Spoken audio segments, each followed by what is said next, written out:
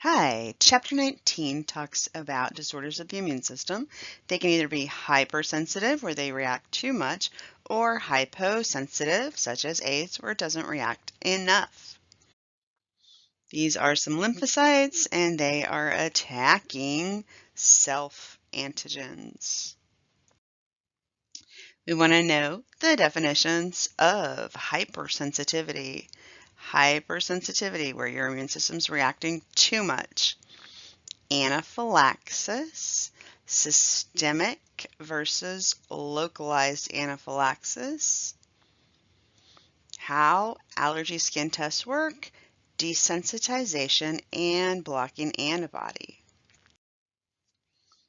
We want to know the acid, right? The allergy, the cytotoxic, the immune complex, and the delayed hypersensitivities. 1, 2, 3, 4. All right, so we want to know how it works, the mechanism of cytotoxic reactions, and how drugs can induce them. The ABO and RH blood type, relationships among blood groups, blood transfusions, and hemolytic disease of the newborn. The mechanism of immune complex reactions, and the mechanism of delayed cell-mediated reactions, and give some examples. Okay, so there's a theory that says that having too good of hygiene and not being exposed to many germs can actually cause immune problems. So we know, we watched the little South Park video, which was medically accurate. The only thing not medically accurate was that it should be talking about her intestines rather than her stomach. All right, so Clostridioides is the new taxonomy, the genus and species for C. diff. It used to be called Clostridium. Due to RNA sequencing, they've reclassified it as Clostridioides difficile, genus and species. All right, and then irritable bowel diseases such as ulcerative colitis and Crohn's disease.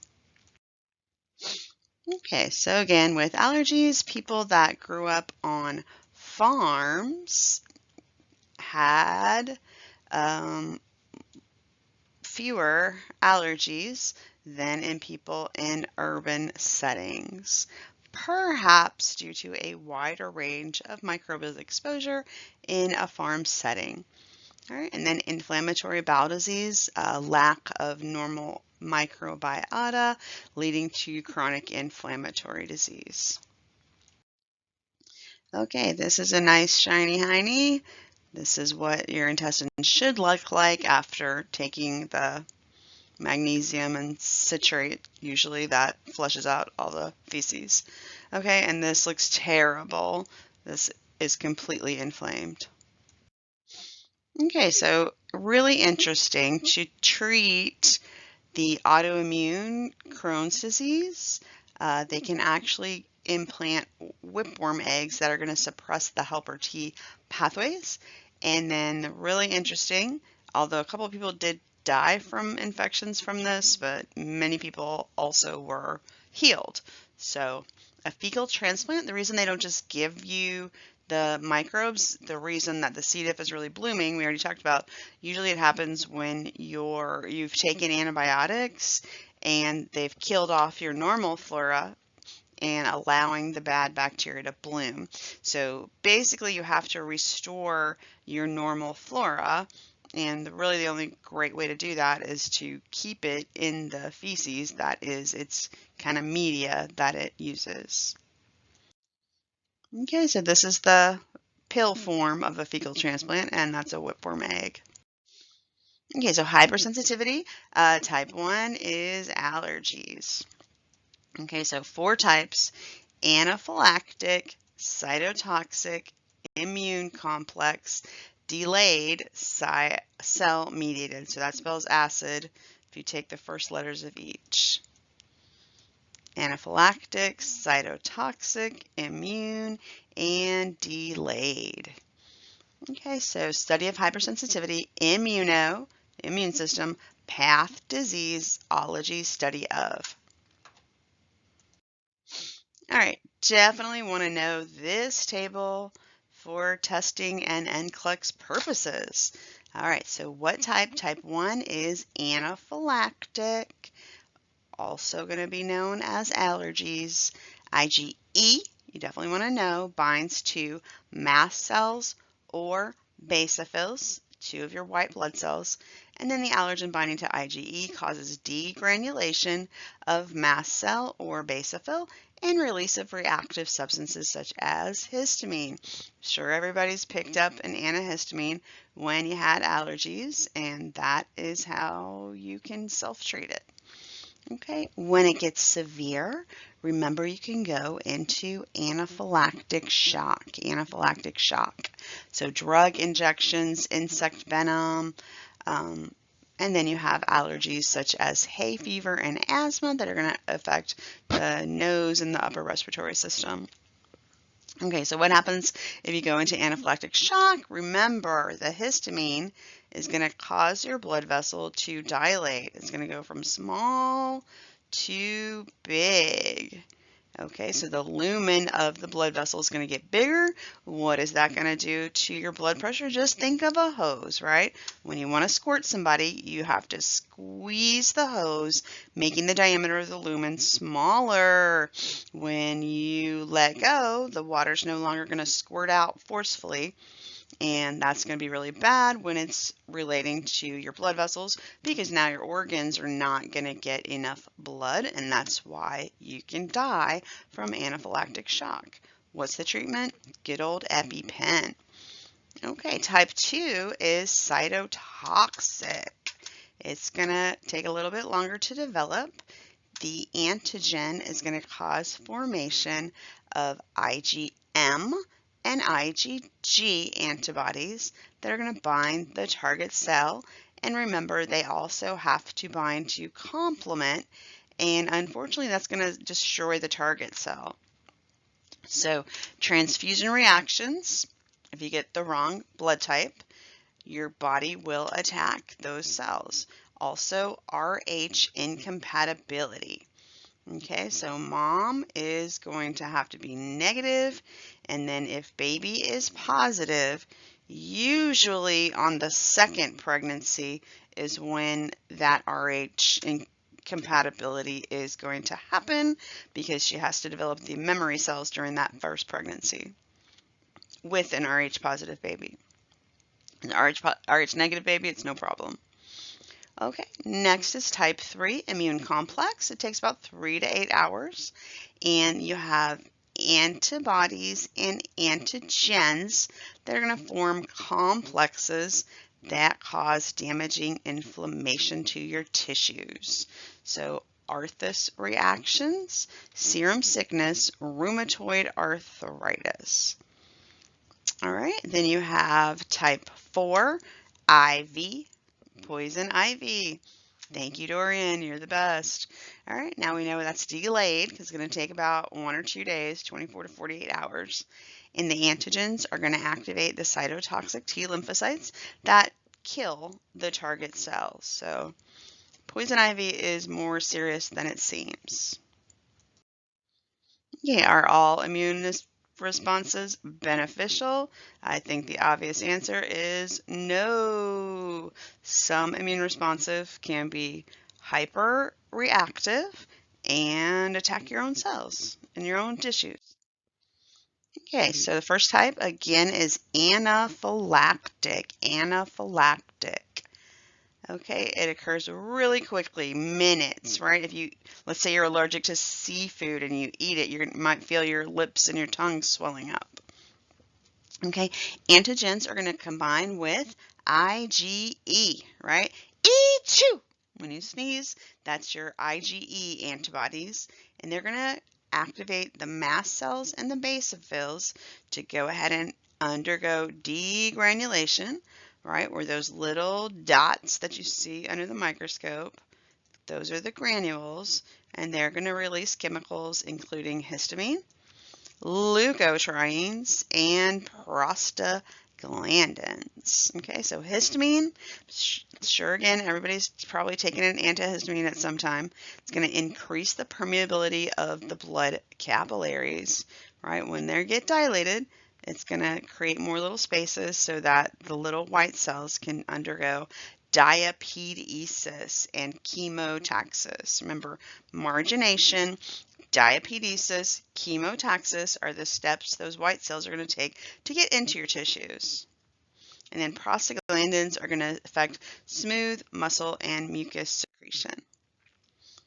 Okay, so this is a mast cell or a basophil.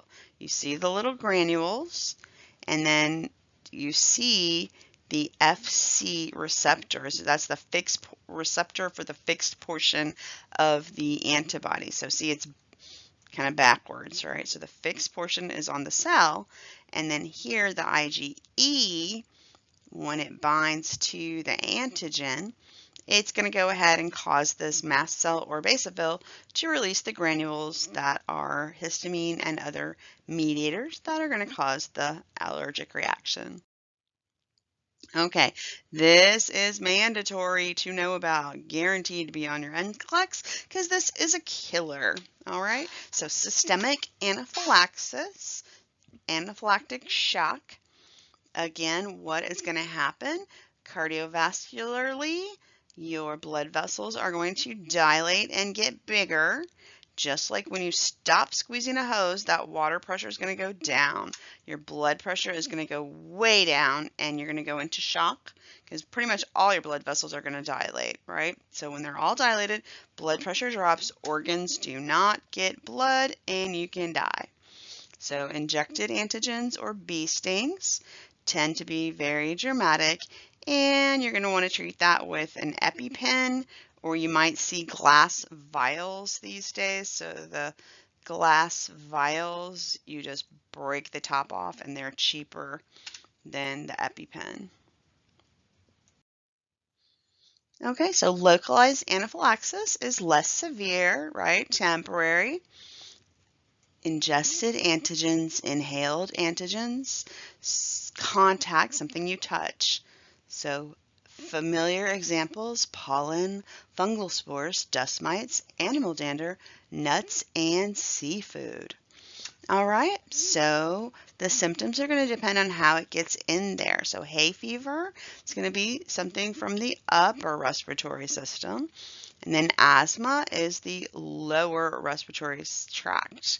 So bronchial constriction, so it's the opposite of your blood vessels, right? So the bronchioles in your lungs are going to get smaller, and obviously that's going to make it hard to breathe. Mucus buildup, and the treatment is going to be bronchodilators and leukotrienes.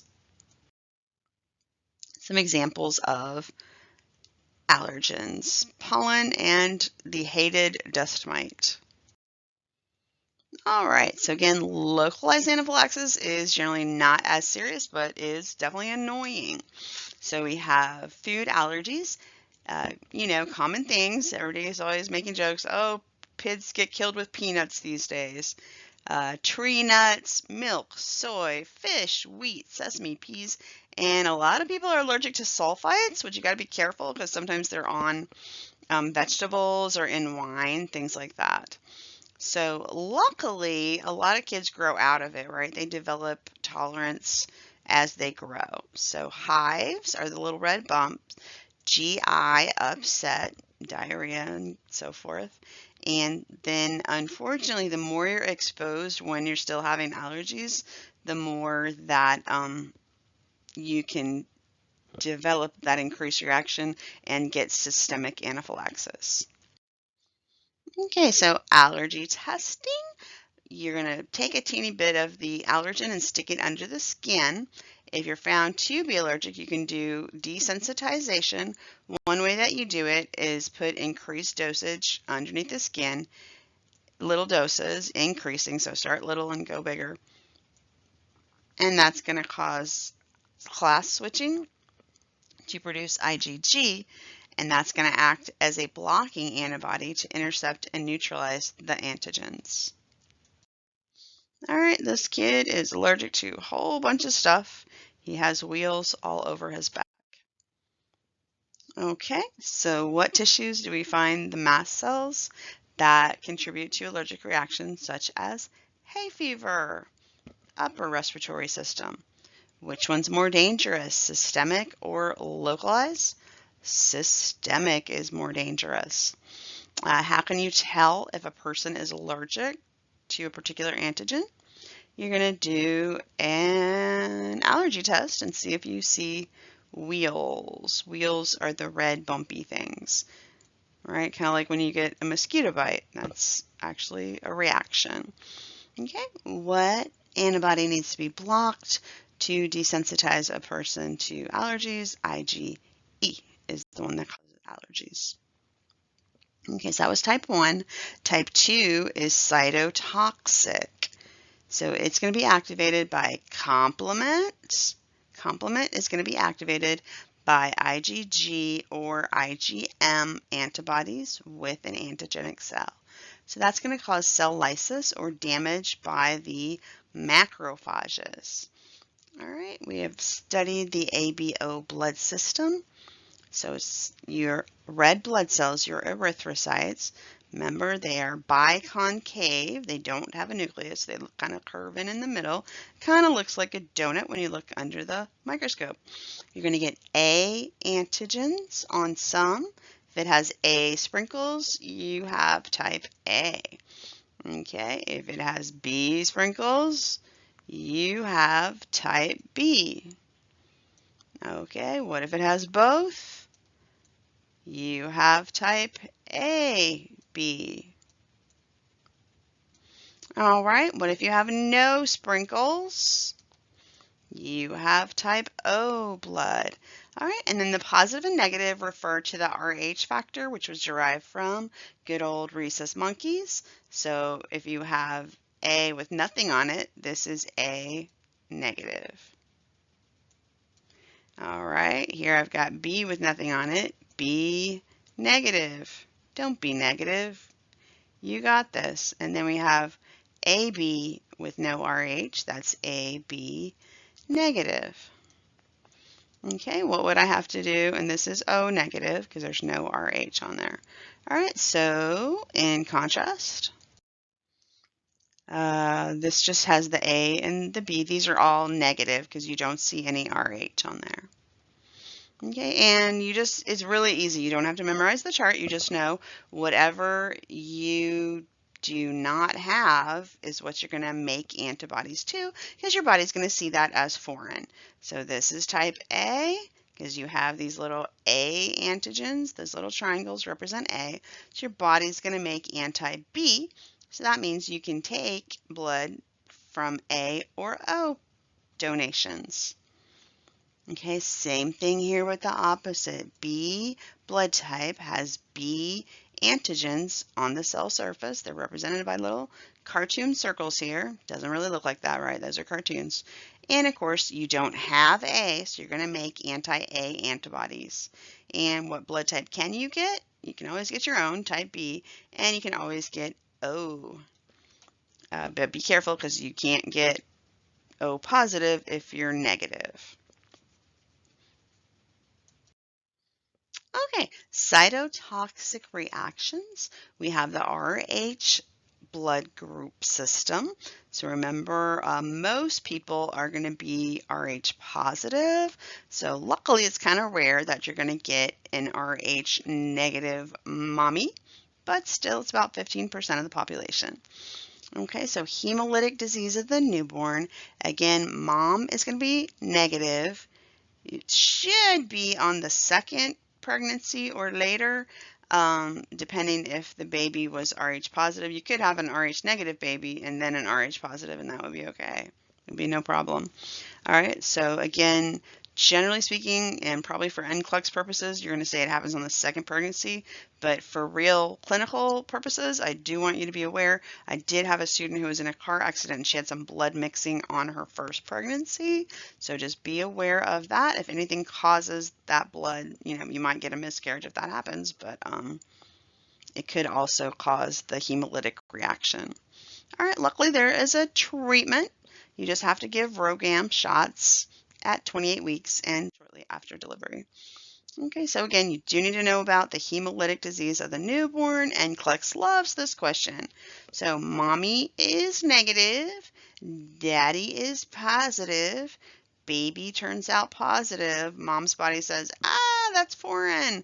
She's making all of these guys, which are antibodies to the Rh factor. So if you don't do anything, she's going to start attacking that baby. All right, so cytotoxic reactions are going to include drug-induced cytotoxic reactions, so immune thrombocytopenic purpura. So thrombocyte, those are your platelets. Penic means low numbers. Penia means low numbers, in this case of platelets. And purpura, basically just think purple. Those are going to be some purple spots that are caused by this reaction. Okay, so the platelets are going to combine with the drugs, forming an antigenic complex. All right, that antibody and complement destroy the platelets. All right, then you can also have agranulocytosis, where your drug-induced immune destruction of the granulocytes. And then hemolytic anemia. So you're going to have drug-induced immune destruction of the red blood cells. Okay, so this is some pictures. Thrombocytopenic purpura. So I put two different skin tones.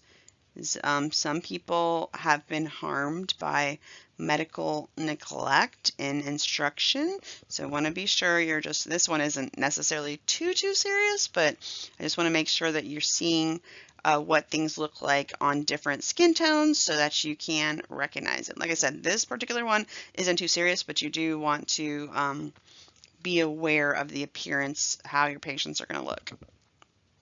Okay, so here we have a platelet. This guy over here is a hapten. So without being attached to the platelet, this guy is just too small. It's not going to happen. It's not going to start an immune reaction. It has to bind together with something else with another molecule, in this case a platelet, whole platelet, in order to stimulate that immune reaction. Okay, so here we have the anti-hapten antibody, and in order to start the reaction, it has to bind to the complement protein. Remember, there's C1 through C30. Okay, so what, besides an allergen and an antibody, is required to precipitate a cytotoxic reaction? A complement protein. They're all fine until you said, wow, you're looking good today. I gave them a compliment.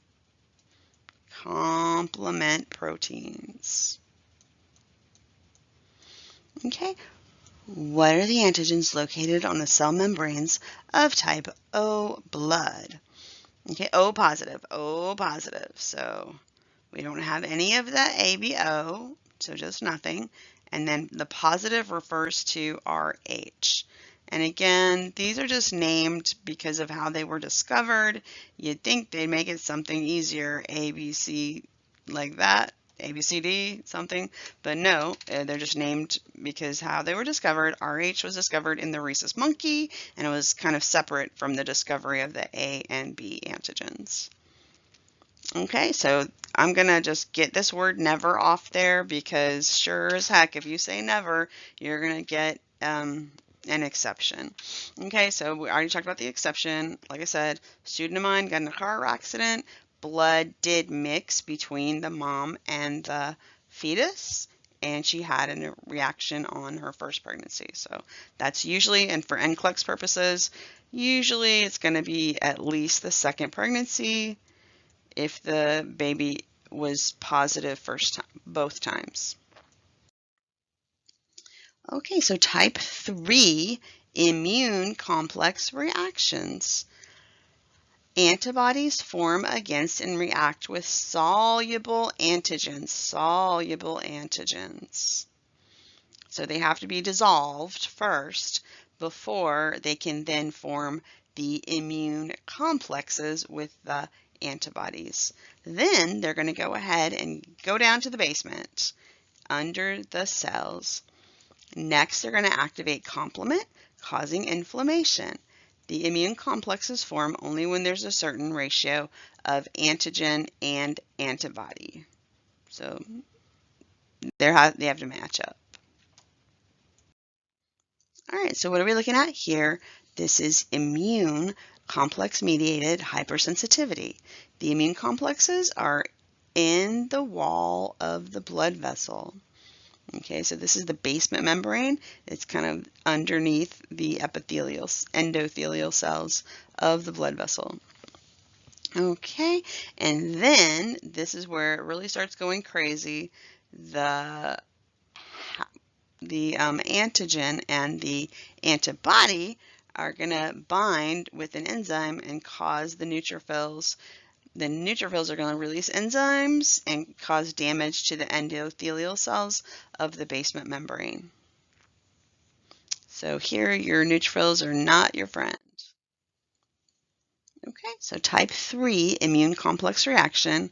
Another example is the Arthus reaction. Luckily, this is rare, of toxoid containing vaccine. So example of a toxoid containing vaccine is tetanus.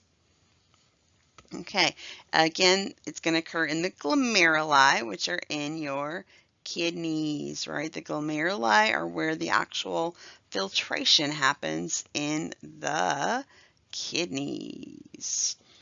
Okay, so the other vessel walls due to complement activation in a patient that already has circulating IgG to an injected antigen. Okay, so serum sickness can occur, swelling and inflammation due to the foreign serum. Okay, are the antigens soluble? So this question is asking you about the antigens.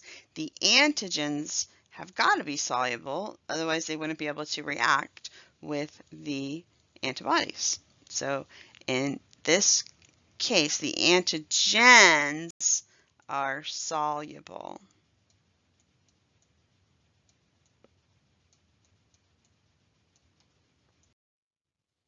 Okay, then finally type 4, poison ivy. Okay, cell-mediated immune responses caused by T cells. Delayed hypersensitivity. On the first exposure, antigens are phagocytized and presented to receptors on the T cells, causing sensitization. No obvious reaction is going to happen the first time.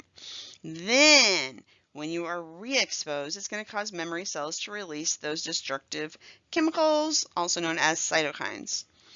And again, the reaction is going to take about 24 to 48 hours. And why is that? Because those neutrophils and macrophages are going to come over, accumulate, and start attacking your own tissues.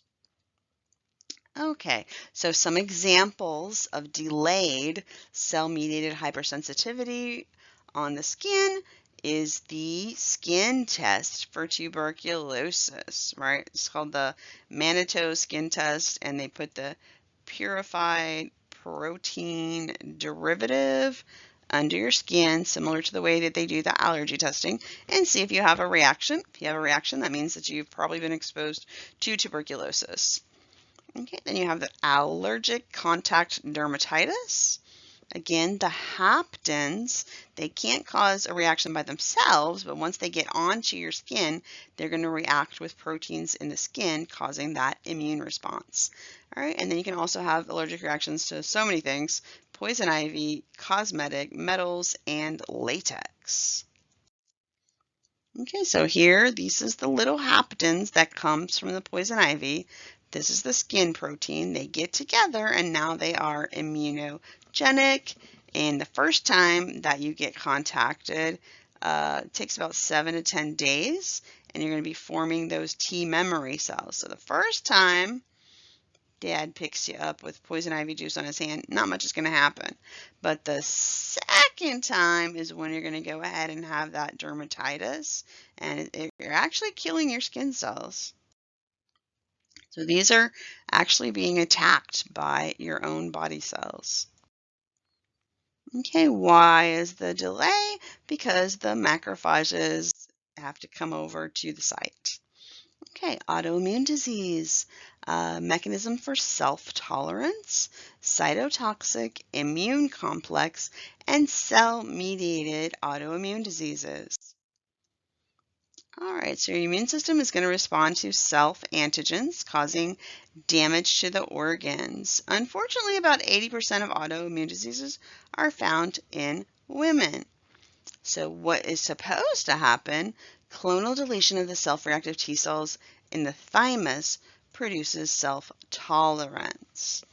Okay, so if you have an autoimmune reaction, you have a loss of self-tolerance, and your stupid immune system can't discriminate self from non-self. So cytotoxic, immune complex, or cell-mediated. All right, so some examples. Cytotoxic autoimmune multiple sclerosis is caused by autoantibodies. T cells and macrophages are going to attack the myelin sheath of the nerves. Okay, so this obviously is going to make it hard to send a nerve impulse, transduce it, transduction, and symptoms are going to include fatigue, weakness, and severe paralysis. All right, again, they don't know 100% what causes it. Some thoughts are vitamin D deficiency and Epstein-Barr virus. But it doesn't seem like that's the whole story because many people have Epstein-Barr and they don't end up getting this reaction. Okay, next disease is systemic lupus erythematosus. So patients make autoantibodies against cellular components such as DNA. All right, so in the case of lupus, this is something really interesting, but your neutrophils kind of act like Spider-Man, and they are actually going to squirt DNA out. And normally what happens is that's going to trap the pathogens, and then they're going to go ahead and get gobbled up by the phagocytes. All right, but in this case, there is an enzyme called DNase-1. DNase, you know it's an enzyme most likely. So DNase-1 is going to break down that extracellular DNA, but in the case of lupus, they don't have enough of that enzyme, so it builds up, and you get immune complexes in the kidney glomeruli. So you really need your kidney to live, so that's pretty serious. All right, then we have RA, rheumatoid arthritis. So immune complexes of IgG, IgM, and complement are going to be deposited in the joints, and it can cause some really severe, basically mutilation of your joints. Okay, Graves' disease is another immune complex autoimmune reaction. And again, this is how I remember it. This is my little thyroid cell. Thyroid. So what normally happens is thyroid stimulating hormone will get onto the receptors and cause it to release the right amount of T3 or T4.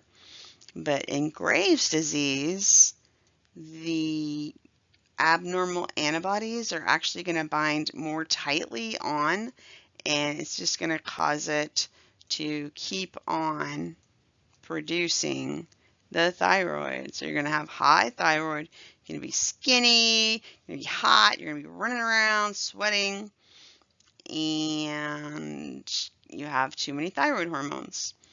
Okay, then we have myasthenia gravis. So antibodies coat and block the acetylcholine receptor at the neuromuscular junctions. So that's on the skeletal muscle. So these are the nicotinic acetylcholine receptors. All right, muscles don't get the nerve signals. Weakness, even up to paralysis and death. All right, another one that's super important, cell-mediated autoimmune reaction, mediated by T cells that attack the tissues. insulin-dependent diabetes mellitus is also known as type 1. Type 1 diabetes used to be called juvenile diabetes because it's most evident in kids. Okay, so T cell destruction of the insulin-secreting cells. And another example, psoriasis and psoriatic arthritis. Okay, so it's an autoimmune attack on the skin and joints. All right, so see these purple stars? Please know these different autoimmune diseases. Okay, what is the importance of clonal deletion in the thymus? You want to get rid of self-reactive cells. Self-reactive. You only want to keep self-tolerant cells. If it's self-reactive or not reactive whatsoever, you want to get rid of it. It has to just bind just the right strength. Okay, what organ is affected in Graves' disease? Can I draw it? Maybe something like this. The thyroid, so it's in your neck, right? The thyroid is in your neck. I have thyroid disease. Boo, boo, boo. But I can just take Synthroid. Yay, it's no problem. If you can't make thyroid hormones, store-bought is fine.